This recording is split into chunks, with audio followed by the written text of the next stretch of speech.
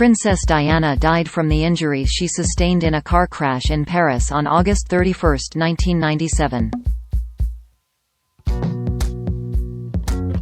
Her boyfriend, Dodi Fayed, and the driver of the Mercedes they were traveling in, were both pronounced dead at the scene. The incident stunned the nation. Fans and the royal family alike will be certain to honor the Princess of Wales on the anniversary of her death next week. In the days that followed her tragic death, a sea of flowers and tributes were left outside the Kensington Palace gates as the nation mourned the people's princess. Her funeral, held on September 6, 1997, had an audience of 32.1 million viewers in the UK, and an estimated 2.5 billion people across the world, according to The Telegraph. Marcy McGuinness was the CBS News London bureau chief on the night the princess died. She also contributed to the We Interrupt This Broadcast podcast episode, The Death of Princess Di. Speaking to Express.co.uk, she vividly recalled the night the news of the princess's death broke. "I've covered breaking news my entire life and nothing hit me like that until 9/11 came along.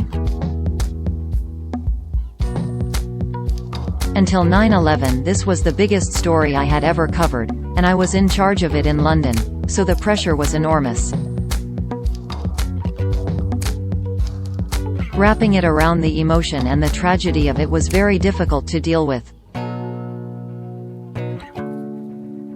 She remembered breaking down in tears on the night of the funeral. Ms. McGuinness said, "I can remember the very last night when we got off the air when we had covered her funeral. We did another special that night and I can remember just sitting back in my chair. It was about 2 o'clock in the morning London time, because New York was on the air with it in prime time, and all of a sudden tears were just coming out of my eyes. I think it was all that pent-up emotion that I was holding in because I had to be in charge of a big news story, so I think when it was finally over I was just spent emotionally." She noted a difference in Diana's death to traditional coverage. "It's just so unexpected. When famous people die, famous actors die, everyone does the obit and we do a few days' worth of coverage or whatever. But something like this with this young, beautiful icon beloved by so many people happening out of the blue.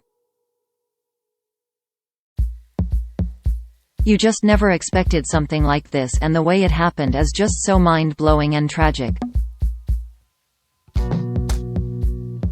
Back in 1997, the first mourners arrived outside Kensington Palace before dawn to pay their respects. The reaction was unprecedented. Mourners wept and left notes, flags, photographs and more at the scene. 60 million flowers were left at the scene. Ms. McGuinness recalled the day after the funeral when she walked down to Kensington Palace.